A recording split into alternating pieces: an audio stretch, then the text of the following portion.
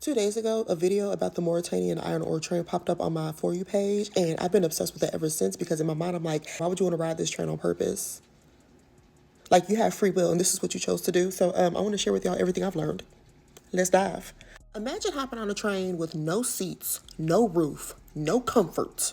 It's just you sitting on a pile of iron ore, exposing yourself to some of the most brutal conditions on this earth. Running through Mauritania, the Mauritanian iron ore train is one of the heaviest trains in the world. The Mauritanian iron ore train is operated by SNIM, a state-owned mining company in Mauritania.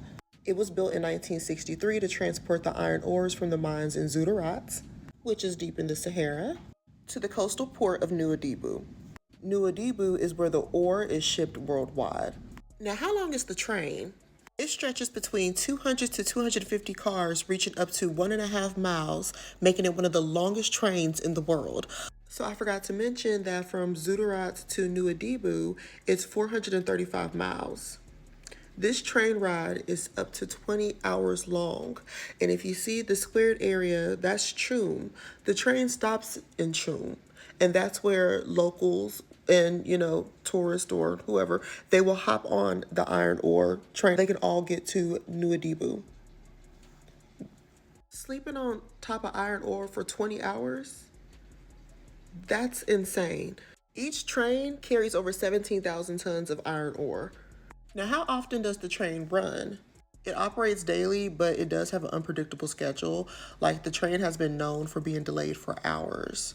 While the primary purpose of the train is to transport iron ore, the train has also become like this unofficial transportation for the people. Some because they need to ride it, and others because they want to. So who exactly uses the iron ore train for transportation?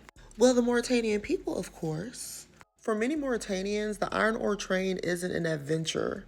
It's their only option. For some, the train is the only option for travel. Money is another issue. Riding in the open ore cars is free.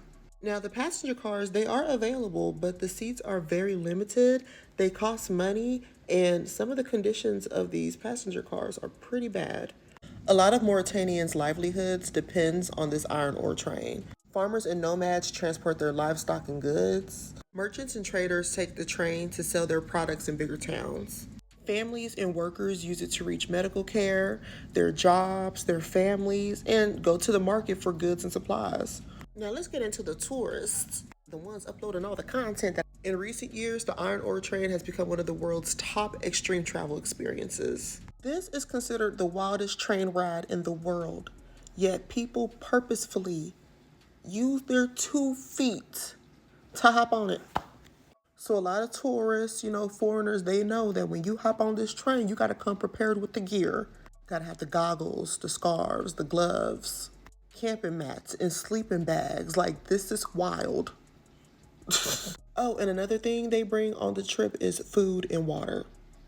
I don't know how they're eating food with all that iron ore dust in the air, but hey, these tourists, they travel to this Mauritanian iron ore train just for the challenge. To them, it's about surviving the elements, getting dirty, and documenting the experience. Now, why is this train so dangerous? During the day, you're experiencing extreme heats in the Sahara Desert, honey. I'm talking about over 100 degrees. On top of sitting on iron ore.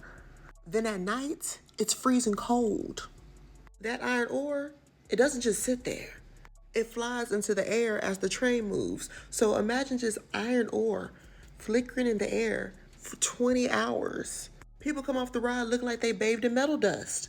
The iron particles can burn your eyes, clog your nose, and make it hard to breathe.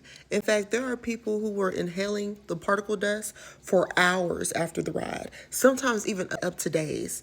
There are no safety measures, no railings, no seats, no barriers. One wrong move, and you're falling off the train. Sometimes the train does unpredictable stops.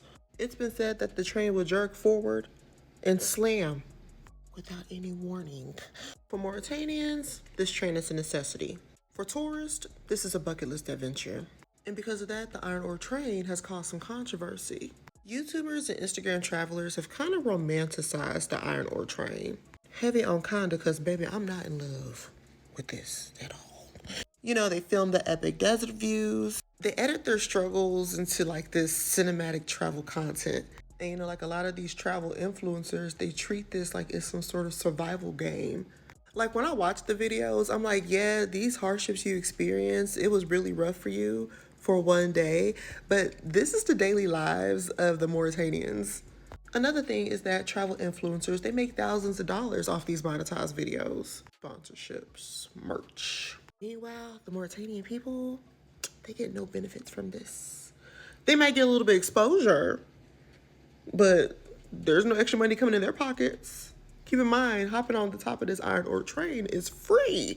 Now, I read online that in 2024, SNIM actually banned unauthorized riders from getting on the train. They banned unauthorized riders because too many tourists were overwhelming the train and a lot of injuries occurred. I saw this post on Reddit about the iron ore train, and they were talking about how security caught them and made them ride in the passenger wagon. And if you see at the bottom, they said that security people told us that there was an accident with an Italian tourist who fell down and lost his eye. And the train company had to pay the money to the insurance company. Now, as we all know, a ban isn't going to stop these thrill seekers, okay? They're going to find a way. Y'all can risk it if you want to. So let me ask you, should tourists be allowed to ride the iron ore train? Or should it be reserved for locals who actually need it?